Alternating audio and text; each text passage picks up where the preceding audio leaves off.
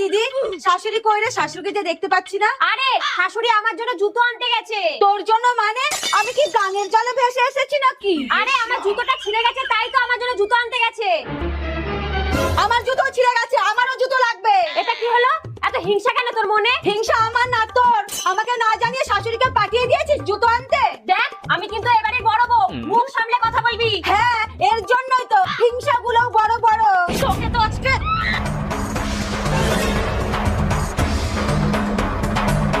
বৌমা, বৌমা, এ কি তোমাদের এই অবস্থা কেন? আমার জুতো এনেছেন? না গো, জুতো পাইনি। 3 দিন নাকি বাজার বন্ধ থাকবে। কিন্তু তোমাদের এই অবস্থা কি করে হলো? মা, আপনি আমার জন্য জুতো আনতে গেছেন, তাই ও এসে আমার সাথে ঝগড়াও করেছে, মারামারিও করেছে। কান খুলে শুনে রাখো, তোমরা কেউ কারো